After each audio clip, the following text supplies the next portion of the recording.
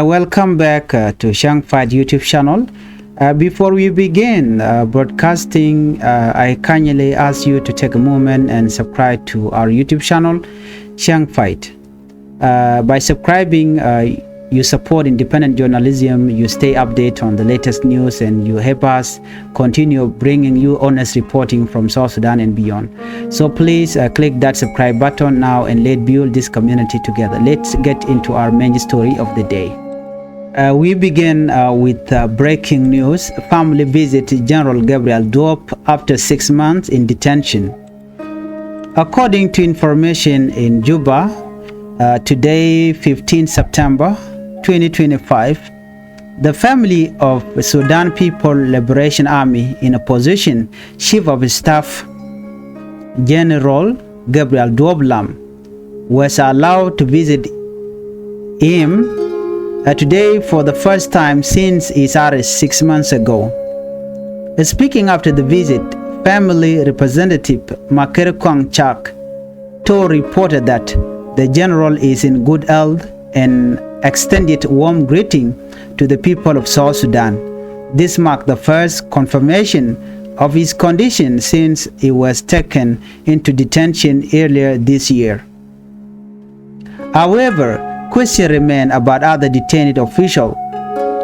The family of the Minister of Petroleum, Mr. Potkang, has still not been granted access to him, and there has been no official communication from the government regarding his status or well-being.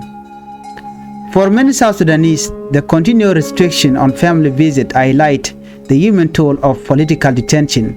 Family wait in uncertainty, unsure when or if they will be allowed to see their loved ones. And we are very sure that very soon they will meet with Potkang when he's allowed. Our second top story, Sudan People Liberation Movement in opposition withdraw from the revitalized peace agreement, declare legitimacy of government as ended. Let's listen to this together. Today, 15 September 2025, a new political crisis has emerged in South Sudan after the Sudan People Liberation Movement, an army in opposition led by Dr. Machar, announced its withdrawal from the revitalized peace agreement on the resolution of the conflict in South Sudan. The announcement followed the suspension of the first vice president from the revitalized transitional government of national unity, a move the opposition described as a grave violation of the peace deal. The declaration was made in an official statement signed by the acting chairman and commander-in-chief of the Sudan People Liberation Movement, an army in opposition, Right Honorable Oyet Nathaniel Perino. According to communication, the suspension of the first vice president, Dr. Machar, has brought the implementation of the political and security provision of the revitalized agreement to a complete halt. Collapse of the revitalized transitional government of national unity. The Sudan People Liberation Movement and army in opposition stated that the government formed under the revitalized agreement has collapsed. Its structure and mandate have been destroyed, and its legitimacy has come to an end. The statement further accused the current regime of being built on dictatorship, state capture, and violence.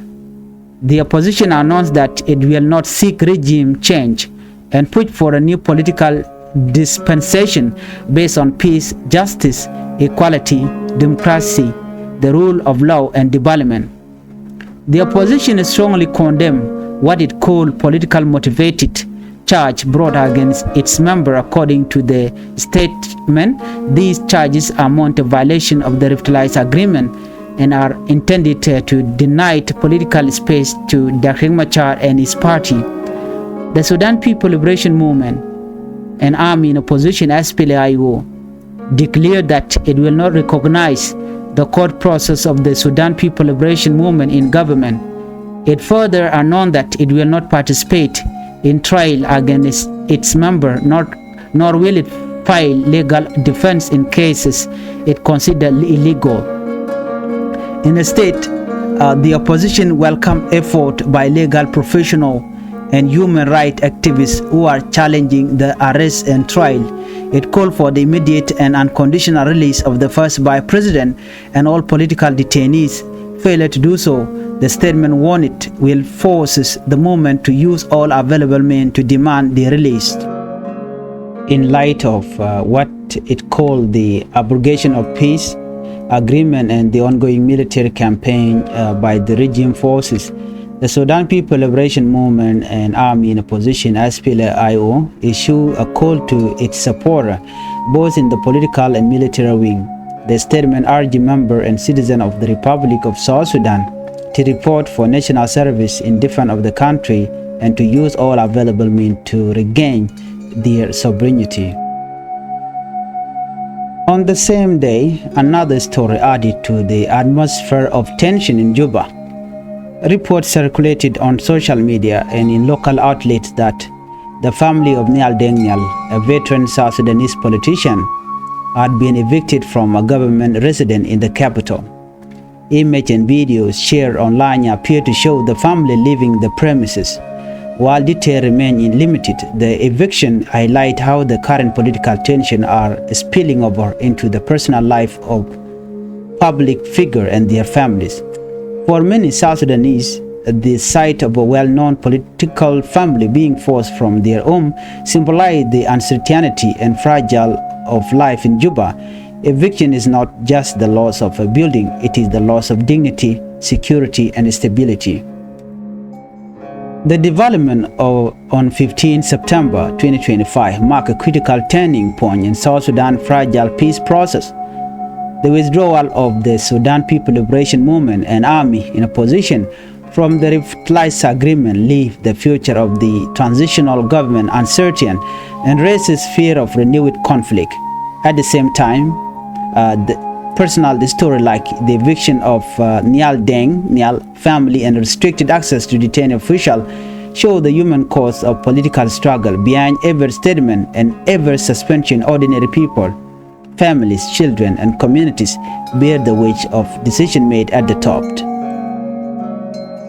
The road ahead is uncertain. The next step taken by the Sudan People Liberation Movement and government, the Sudan People Liberation Movement and army in opposition, SPLM, regional mediator, and international partner will determine whether South Sudan move closer to renewed conflict or back toward dialogue and reconciliation. For now, the message from the Sudan People Liberation Movement and army in opposition is clear. It no longer recognizes the legitimacy of the government born out of the revitalized agreement. It is preparing for a new political struggle, one it said will bring justice, equality, and the rule of law to South Sudan. The sudden withdrawal of the Sudan People Liberation Movement in opposition, SPLM, from the revitalized agreement on the resolution of the conflict in the Republic of South Sudan has left the nation on edge. Many citizens are now asking what will peace look like in South Sudan if the SPLM is no longer part of the peace agreement. To understand the gravity of the situation, we must look at three key areas: politics, security, and the human cause. The SPLM, led by first Vice President Dr. Machar until his recent suspension, was one of the main signatories to the revitalized peace agreement signed in 2018. The agreement was meant to end a year of civil war by bringing together rival factions under a single transitional government. Now that the SPLM has declared the government illegitimate, the entire foundation of the peace deal has been shaken. Without SPLM in the political process, the government will look less like a unity government and more like a one-sided regime. Opposition voice will be silenced, and citizens who relied on SPLM as their representative in government may feel excluded and abandoned. This creates a dangerous political vacuum that can easily spark unrest. The SPLM is not just a political party, it is also a powerful military force. Its forces are spread across Upper Nile, Unity, Jonglei, and other parts of South Sudan. Their withdrawal from the peace agreement could mean the return of open conflict. Citizens are worried that the collapse of the agreement will take South Sudan back to the dark days of 2013 and 2016. when peace talk failed and widespread fighting erupted in Juba and across the country. If the SPLM no longer recognize the peace deal, their soldiers may group, rearm, and prepare for self-defense or even new offensive. This would leave ordinary civilian caught in the middle once again. South Sudanese people are tired of war. After a decade of conflict, what they want most is peace, food security, and chance to rebuild their life. Unfortunately, the collapse of the peace agreement threatened all of this. Already millions of South Sudanese are displaced. Refugees remain in camp in Ethiopia, Sudan, Uganda, and Kenya. If fighting resumes because the peace agreement fell apart, more families will be forced to flee their home. Anger will worsen, and international humanitarian organizations may struggle to provide relief. Some experts believe that the absence of SPLM will force the government and international mediator to rethink the peace roadmap. There may be call for a new agreement that includes fresh negotiation and a broader political settlement. Others want that the government may take advantage of this moment to consolidate power and rule without opposition. If that happens, South Sudan risks sliding back into authoritarianism, where dissent is crushed and democracy is forgotten. Ordinary citizens are asking, what is peace without inclusion? What is peace without justice? For many, a peace deal that excluded the SPLM is not peace at all. Communities that support the opposition fear they will once again become target of violence. Citizens want reconciliation, not domination. The Intergovernmental Authority on Development, IGAD, the African Union, and the United Nations now face tough question. Will they pressure the government to bring SPLM back to the table, or will they stand by while South Sudan risks another war? If SPLM will remain outside the peace in South Sudan will look fragile, partial, and one-sided. It may mean temporary calm in Juba, but continued instability in the countryside. It may mean silence at the negotiation table, but louder cries in refugee camp. True peace can only exist when all parties are included, respected, and guaranteed a role in shaping the nation's future. Without SPLM, peace will not be complete.